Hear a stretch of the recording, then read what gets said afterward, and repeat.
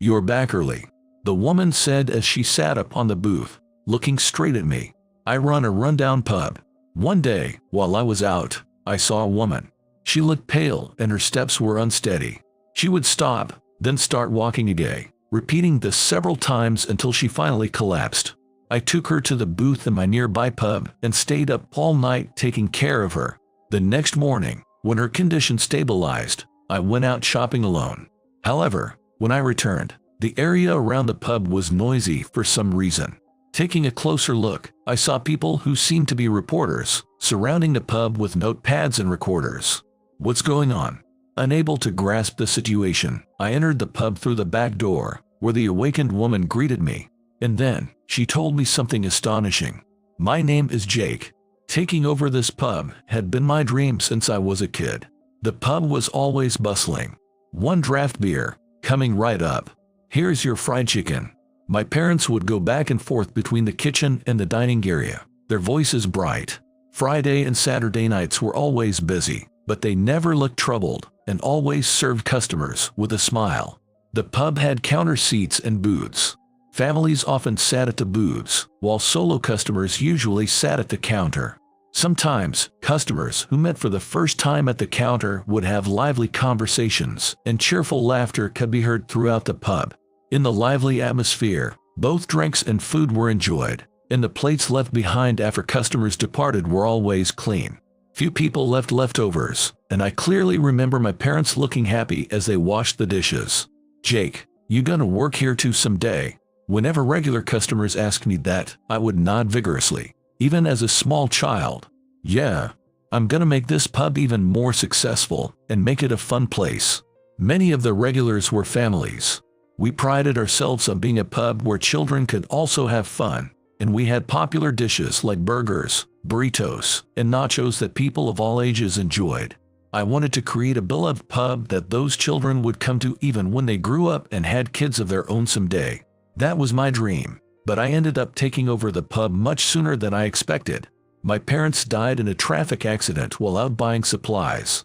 They were always extra careful about hygiene for cooking, so they rarely caught colds. They had some shoulder stiffness, but their backs weren't bent yet, and they were the picture of health. I thought they'd live long lives.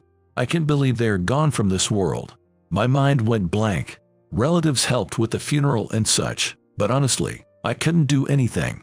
As their only son, I knew I had to pull myself together.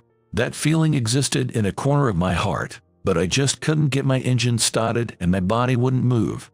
I couldn't even properly do the things necessary to maintain my health, like eating, going outside to get some sun, and sleeping.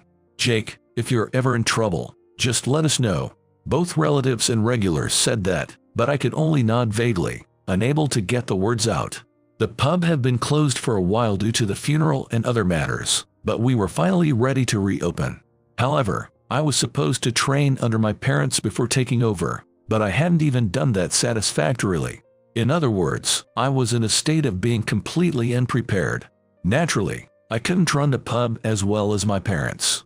"No worries, it can't be helped. You'll get the hang of it with time." The regulars would say that with a laugh, but as their expressions gradually faded, so did the frequency of their visits.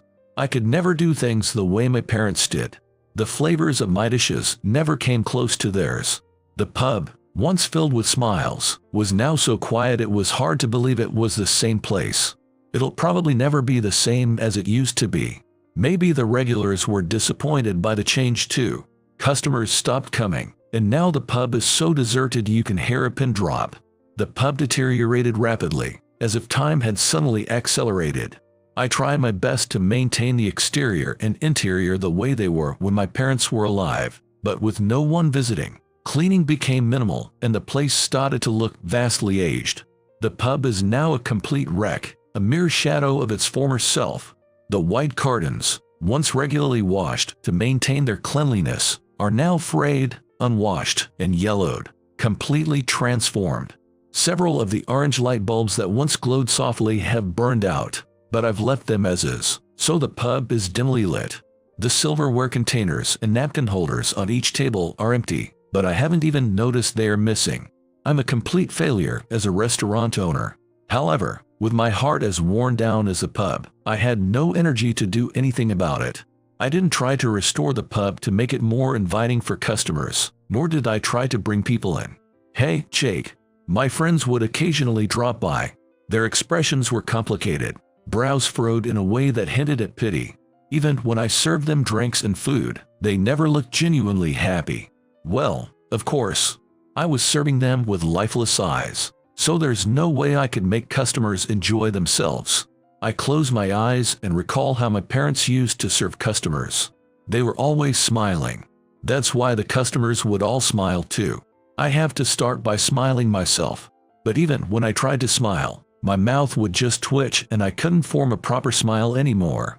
Maybe my friends got fed up with me, because eventually they stopped coming much too. Although no customers come, I keep paying the rent. With hardly any revenue, the pub is naturally in the red every month. I have no money to spend on myself. I can buy new clothes and just keep wearing the same things over and over, so the necklines are loose and the colors faded. Of course, I've cut back on food expenses too. I can't really afford meat, so I just scrape by with cheap beans and such. I can't spend money on hobbies either. There are no books or TV at home. Even so, the idea of closing the pub never once crossed my mind. I had my pride. I can't shut down the pub my parents cherished, the place I inherited from them. Well, with hardly any customers, it might not make much difference if I did shut it down. Still, people do visit on very rare occasions. I figured I had to keep the pub open for their sake. Jake, you gotta be kind to people. Whatever you do to others, good or bad, will eventually come back around to you. That's right. That's why your dad and I always try to be cheerful to everyone. Something my parents said way back when. Those words were etched deep in my heart, and I'd recall them on every occasion. Even if things are tough now, I'm sure I'll see the light of day eventually. With that hope, I went on with my daily life. Then one day, on my way back from price negotiations with a supplier, I spotted a certain woman. She was wearing a gray suit and pumps, so I could tell she was on her way to work. But she looked visibly unwell. Her complexion was poor, pale to the point of being ashen. It wasn't supposed to be that cold this time of year, but her body was shivering. "Are you okay?" I mustered my courage and called out to the woman. I rushed over to her, but she raised a hand as if to stop me. "I'm fine. I'm sorry for worrying you." The woman said that and tried to start walking, but her steps were unsteady, and after a few paces, she stopped and crouched down. "You should rest for a bit." I said that out of concern, but the woman kept stubbornly shaking her head. "No, I have an important meeting. I have to go." The woman spoke with a firm resolve in her voice. It sounded like she was trying to convince herself more than me. She walked a few more wobbly steps, but finally collapsed. "Oh no, call an ambulance right away." I took out my smartphone to call an ambulance, but the woman grabbed my arm to stop me. She still seemed conscious, which was a relief. But of course I was more concerned about whether she was really okay. "I'll be fine if I rest a little.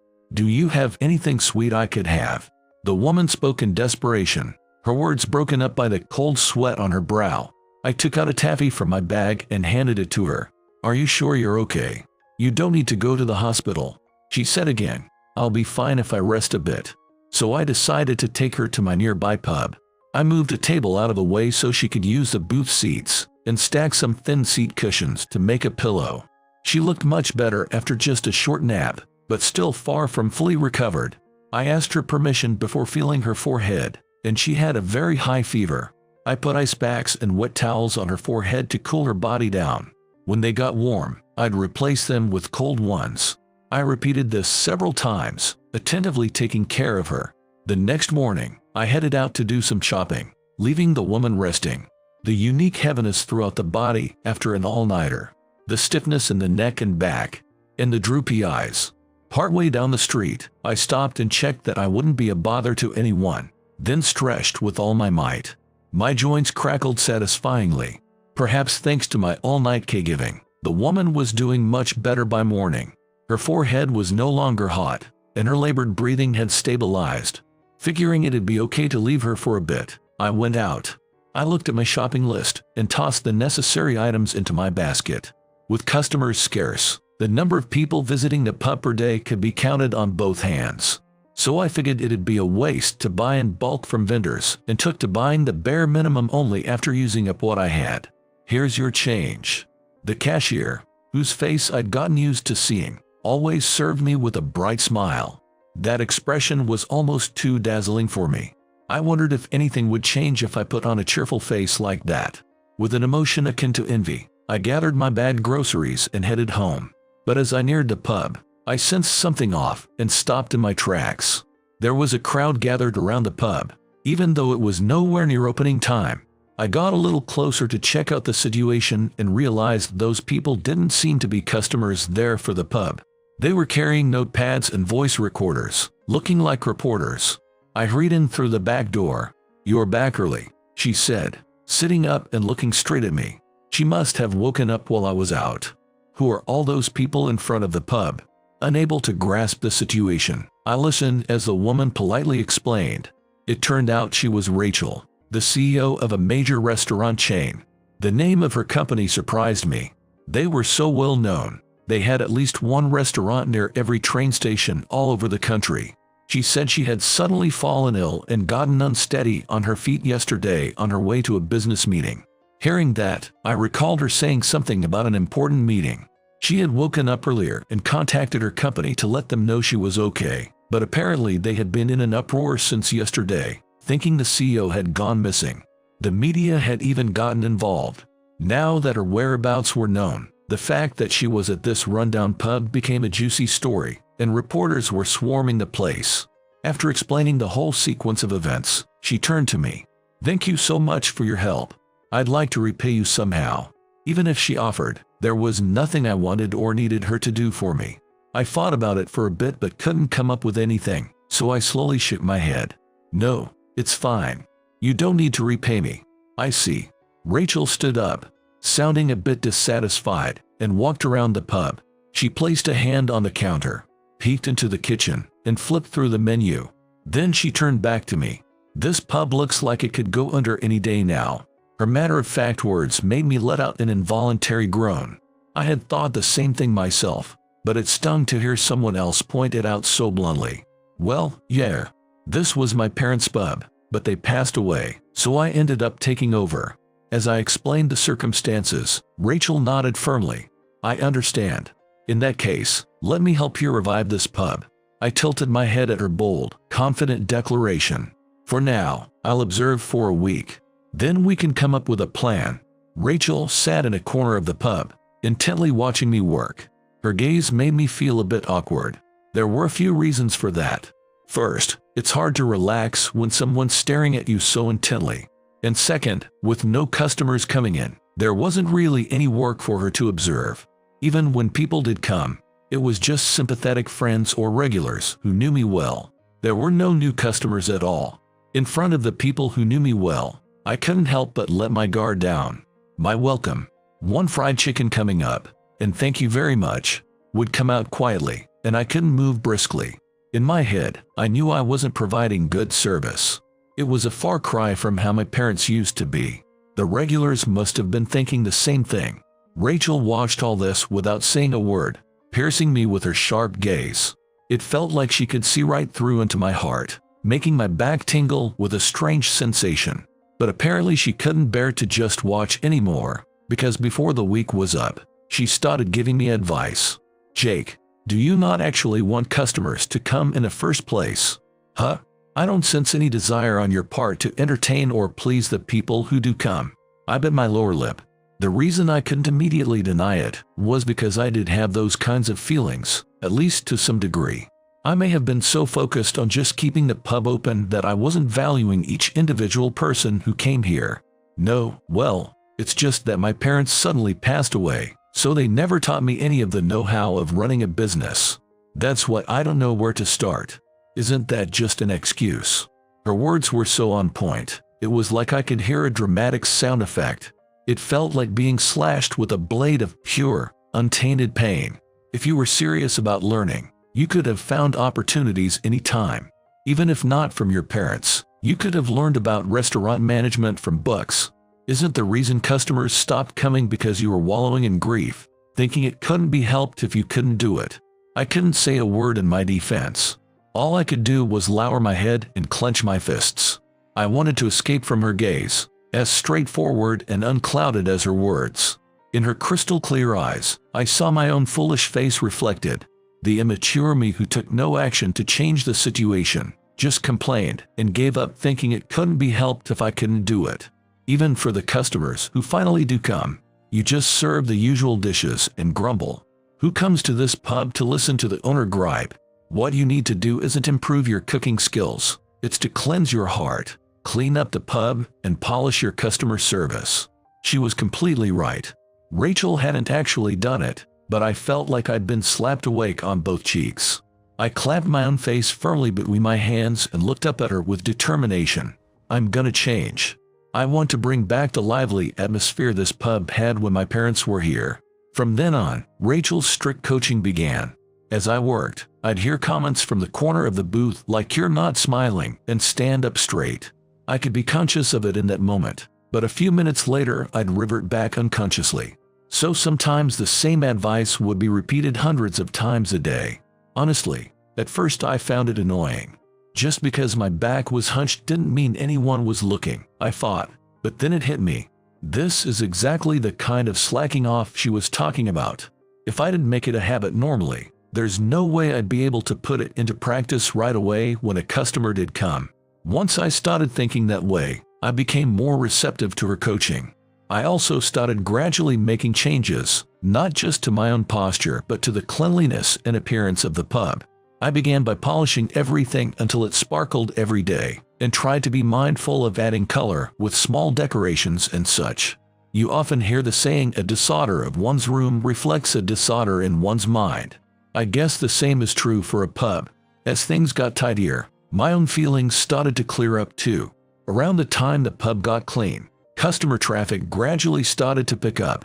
Regulars who used to come long ago started dropping by again, and they'd bring acquaintances, so new customers increased too. Man, it's amazing you managed to turn things around this much. I couldn't bear to watch the old you. One of the familiar older guys murmured wistfully as he tilted his glass of liquor at the counter. I had properly replaced the burnt-out light bulbs, so the clear alcohol sparkled under the soft orange glow. Apparently, it wasn't just him. All the regulars had wanted to lend me a hand.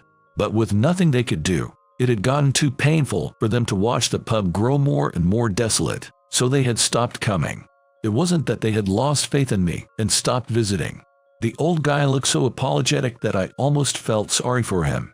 "My bad, Jake, for leaving you alone during such a rough time." He pronounced each word slowly, as if filled with regret, his voice quivering slightly. But I was the one who needed to apologize. To all the regulars, including this old guy, to the friends who came, and to Rachel who kept coaching me. When I first took over the pub, I did feel a bit of why did they stop coming. But that was nothing more than self-indulgence.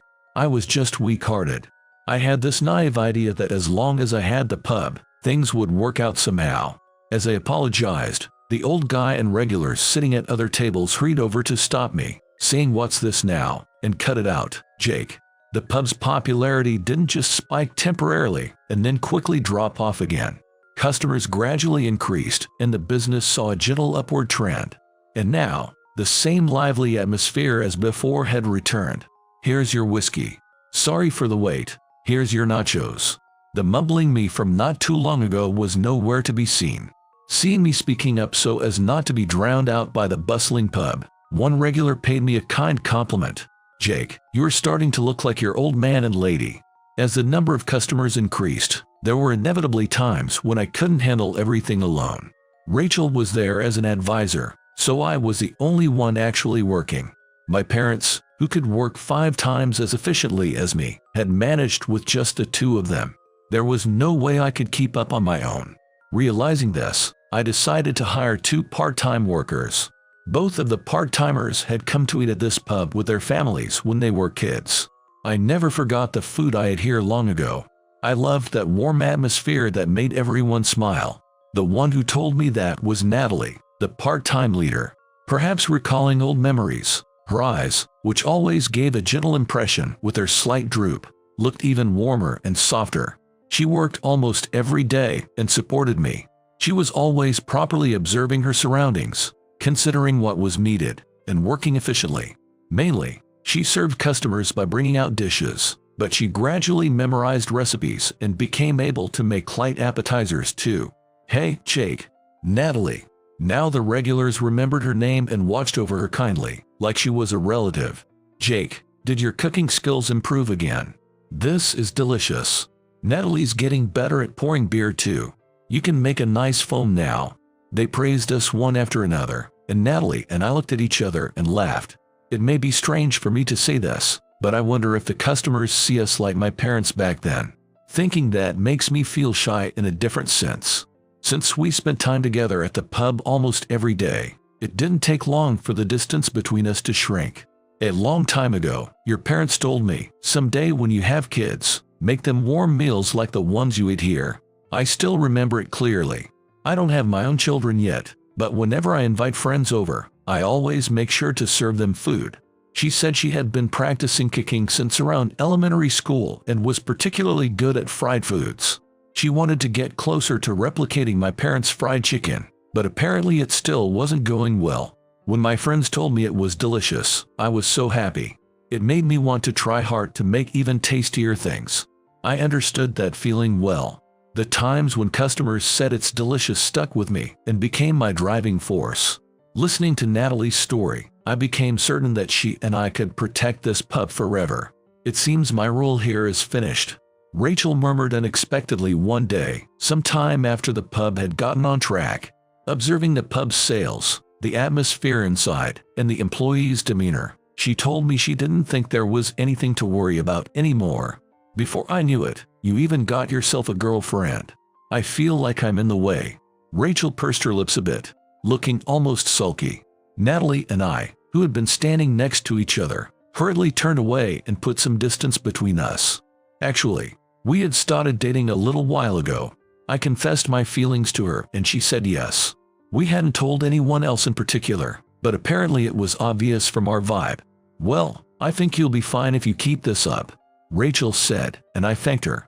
Then, thinking it might be too much to ask, I tried seeing if she would stay at the pub. No can do. I have my own restaurants to run. I have a company, so I can't dedicate myself to just this place. I figured it was impossible. But a small feeling of loneliness spread in my chest. That's right, she was the CEO of a major chain. She must be incomparably busier than me. But I'm grateful too. As the head of a company, you sometimes end up doing work mechanically. I widened my eyes, not expecting her to thank me too. She usually had a cool expression, but now her eyes were narrowed and a smile overflowing from her heart graced her lips. However, getting involved with this pub reaffirmed for me the warmth of people. What the world needs today isn't fancy or exquisite food. I learned that it's warm, comforting food. Thank you very much, Rachel said, with a big smile on her face. I recalled helping her when she was unsteady on her feet not long ago. Both the pub and I myself had changed completely since then. It was all thanks to her that we made it this far. I was hit by a wave of loneliness, but I suppressed it and thanked her again. Stubbornly trying to make her stay would only trouble her. Besides, this wasn't goodbye forever. Since we worked in the same restaurant industry, we were bound to see each other again someday. I look forward to the day we meet again. When that time comes, I'll show you how much bigger I've made this pub. Jess, I'm looking forward to it. Natalie and I saw Rachel off. Even after she left the pub, we would never forget what she taught us. Keep your back straight. Hunching over makes you look sloppy. Smile when interacting with customers. When you get an order, make sure to relay it to the kitchen in a loud voice. It was like I could still hear her voice echoing in my ears. Even without her sitting in the corner of the booth, I could remember her words and renew my determination to do things properly. I wouldn't get conceited and would continue putting in effort and feeling gratitude toward the customers. And as a result of continuously working towards the goal of giving the people who came a fun experience, the pub became even more popular than in the days when my parents ran it. This omelet is delicious. Let's get some burritos too. Customers who came as families praised the food while sharing with their children. Getting complimented on the taste really did make me purely happy. I pretended to be looking in the fridge to desperately hide my grin. But Natalie and the regulars at the counter probably saw through it. Hey, we need more booze over here. The one who called out to me was a person sitting at the end of the counter who had recently become a regular. I lifted my head and responded energetically. Coming right up, I grabbed a bottle of liquor and headed over to them. Amazingly, Rachel had started dropping by to hang out as a customer, not an advisor. She got along great with the other regulars, laughing merrily as she downed her glass. Everything you do to others, both good and bad, comes back to you. Back when I used nothing but excuses after my parents died, of course no customers came, and I spent my days lifelessly going through the motions, with no enjoyment. I had nothing but gratitude for Rachel, who had snapped me out of that and helped me grow this much. I realized deeply that if I hadn't called out to her back then, I wouldn't be who I am today. This lively, fun atmosphere wouldn't have spread through the pub. I absently looked up at the sky. My gaze landed on the ceiling with its hanging lights. My thoughts drifted to the sky that surely stretched even further above. Were my parents watching from up there? They must have been so worried about me. I couldn't even run the pub properly. My cooking was clumsy, and with customers growing scarce, I'm sure they were anxious that their pub might disappear. Dad, Mom, I wonder if I've put your minds at ease a bit now. I couldn't hear any voices, but I felt like the two of them were smiling at me from beyond the distant sky, and I smiled too. Jake, order up. Coming, thank you. After responding to Natalie's voice, I took out the necessary ingredients from the fridge. Then, wanting to make the customers happy, I started cooking with all my heart.